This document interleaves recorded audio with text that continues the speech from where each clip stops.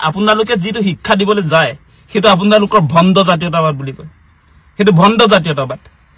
হেতুৰ জৰিয়তে অসমীয়া জাতি আপোনালোকে দেখুৱাই দিয়া যেটো জাতীয়তাবাদ সেই জাতীয়তাবাদৰ জৰিয়তে অসমৰ ৰাইজ এখুজু আগুৱাই যাব নোৱাৰে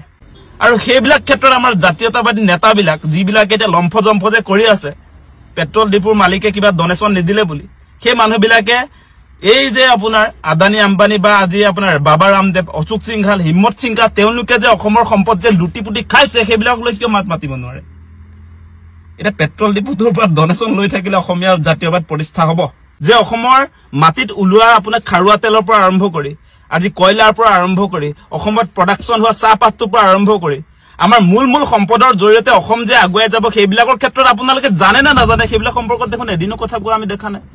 গতিকে আপোনালোকৰ এই সৰু কথাবিলাক দুদিন আপোনালোকৰ সেই জাতীয়তাবাদৰ ভ্যালিডিটি আপোনালোকৰ জাতীয়তাবাদৰ ভ্যালিডিটি দুদিন আপোনালোকৰ এই জাতীয়তাবাদৰ জৰিয়তে অসমীয়া জাতি কেতিয়াও আগুৱাই যাব নোৱাৰে সেই কথাখিনি কৈছো আপোনালোকে দুদিন উৎপাত কৰি থাকিব পাৰিব আৰু এই উৎপাতক প্ৰমোশন দিব পাৰিব একাংশ সংবাদ মাধ্যমে কিন্তু হসা হসিকে আপোনালোকৰ এই ধৰণৰ জাতীয়তাবাদৰ জৰিয়তে অসমখন যে আগুৱাই নাযায় সেই কথাটো কৈছো আমি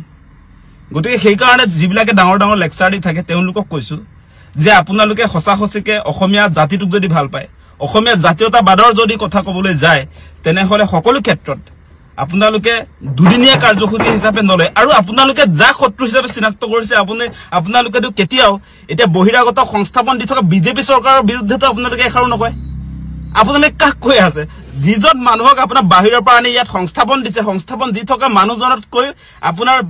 ভাল কথা কৈ ভাল আপোনাৰ কথা বতৰা কৈ অসমত সংস্থাপন কৰিব মানুহক তাৰ পাছত সেই মানুহক আপোনালোকে দাদাগিৰি কৰিব আৰু যি সংস্থাপন কৰিব কৰাৰ ক্ষেত্ৰত যিজনে মানুহবিলাকক আচলতে ভাল কথা কৈ ইয়াত আনিলে সেই মানুহবিলাকৰ বিৰুদ্ধে একো নকয় পাৱাৰৰ বিৰুদ্ধে আপোনালোকে একো নকয় বহিৰাগত মানুহক ৰঙা দলিচা পাৰি দিয়া মানুহবিলাকৰ বিৰুদ্ধে আপোনালোকৰ মাতবোল আছে নেকি সেই কথাটো কক আপোনালোকে এতিয়া যিবিলাকে আপোনাৰ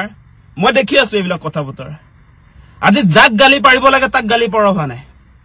আজি ৰাষ্ট্ৰযন্ত্ৰ আজি যিয়ে আসলে শাসন কৰি আছে শাসনত থকা মানুহৰ বিৰুদ্ধে আপোনালোক কোনো ধৰণৰ কথা বতৰাই নাই দেখোন আজি আপোনালোকে দেখিছে এটো যে আপোনাৰ বহিৰাগত মানুহৰ দবদপনি চলিছে বুলি যে কৈ আছে দবদপনি কাৰ নেতৃত্বত চলিছে সাহসটো কৰ পৰা হৈছে সাহস দিয়া মানুহবিলাকক আপোনালোকে চিনাক্ত কৰিব নোৱাৰে দেখোন হিমন্ত বিশ্ব শৰ্মা ডাঙৰীয়া মাননীয় মুখ্যমন্ত্ৰী আপোনালোকে যে কৈ থাকে সেই মানুহজনে আপোনালোকে জালত কাজিয়া কৰিছে তেওঁলোকক আসলে উচতাই বা বিভিন্ন ক্ষেত্ৰত ৰঙা দলিচা পাৰি দিছে তেওঁলোকক আসলতে আপোনালোকে যত কথাটো কবলৈ তাত কোৱা নাই সিস্টেমটো আপোনালোকে ঢুকি পোৱাগে নাই এতিয়া সেই কাৰণে আপোনালোকৰ এই ভুৱা জাতীয়তাবাদ সেই ভুৱা জাতীয়তাবাদৰ জৰিয়তে অসম কেতিয়াও সুৰক্ষিত নহয় সেই কথাটো কৈছো ভৱিষ্যতৰ স্বাৰ্থ সকলো ক্ষেত্ৰত মই কেৱল এতিয়া ব্যৱসায় বাণিজ্যৰ কথাই কোৱা নাই ব্যৱসায় বাণিজ্য অসমীয়াৰ হাতলৈ কেনেকৈ আহিব ব্যৱসায় বাণিজ্যখিনি কোনে আসলতে বাহিৰৰ ব্যৱসায় বাণিজ্য ইয়াত কৰিবৰ কাৰণে অনুমতি প্ৰদান কৰিছে সেই মানুহবিলাক আপোনালোকে চিনি নাপায় আজি অশোক সিংঘালে যে গোটেই গুৱাহাটীখন দখল কৰি পেলালে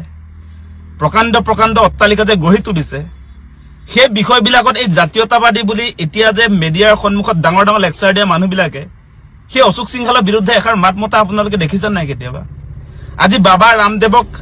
বিজেপি চৰকাৰ শাসনলৈ অহাৰ পাছত আপোনাৰ কিমান মাটি তেওঁৰ হাতত তুলি দিছে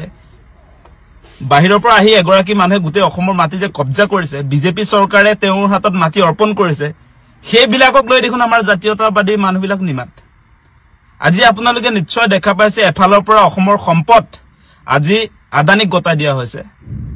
এই কৰ্পোৰেট গোষ্ঠীটোক গতাই দিয়া আছে আদানী আম্বানীক আপোনাৰ অসমৰ সম্পদ গতাই দিয়া হৈছে আপোনালোকে দেখিছে মাটি গতাই দিয়া হৈছে আপোনাৰ লোকপ্ৰিয় গোপীনাথ বৰদলৈ বিমান বন্দৰ গতাই দিয়া হৈছে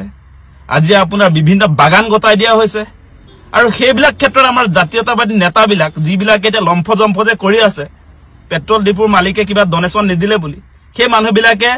এই যে আপোনাৰ আদানী আম্বানী বা আজি আপোনাৰ বাবা ৰামদেৱ অশোক সিংঘাল হিম্মত সিংঘা তেওঁলোকে যে অসমৰ সম্পদ যে লুটিপুটি খাইছে সেইবিলাক লৈ কিয় মাত মাতিব নোৱাৰে এটা পেট্ৰল ডিপুটোৰ পৰা ডনেশ্যন লৈ থাকিলে অসমীয়া জাতীয়বাদ প্ৰতিষ্ঠা হ'ব যিবিলাক মানুহে অসমখন দখল কৰি পেলালে বিজেপি চৰকাৰৰ সহযোগিতাত বিজেপি চৰকাৰৰ নেতৃত্বত সেইবিলাকক লৈ আপোনালোকৰ মাত বুলি নাই দেখোন গতিকে জাতীয়তাবাদৰ আপোনালোকে যিটো শিক্ষা দিবলৈ যায় সেইটো আপোনালোকৰ ভণ্ড জাতীয়তাবাদ বুলি কয় সেইটো ভণ্ড জাতীয়তাবাদ সেইটোৰ জৰিয়তে অসমীয়া জাতি আপোনালোকে দেখুৱাই দিয়া যেটো জাতীয়তাবাদ সেই জাতীয়তাবাদৰ জৰিয়তে অসমৰ ৰাইজ এখোজো আগুৱাই যাব নোৱাৰে তাৰ জৰিয়তে অসমৰ জাতিৰ কিবা উন্নয়ন হ'ব নেকি আপোনালোকে সেই কথাটো কক অসমীয়া জাতিৰ ভাষাৰ উন্নয়ন হ'ব আপোনালোকৰ এই জাতীয়তাবাদৰ জৰিয়তে অসমীয়া জাতিৰ কৃষ্টি সংস্কৃতিৰ উন্নয়ন হ'ব নে অসমীয়া জাতিৰ আপোনাৰ অৰ্থনীতিৰ বুনিয়াদ কিবা মুকলি হ'ব নে আপোনালোকৰ ইয়াত ৰাজনৈতিক ভৱিষ্যত সুৰক্ষিত হ'ব আপোনালোকৰ জাতীয়তাবাদে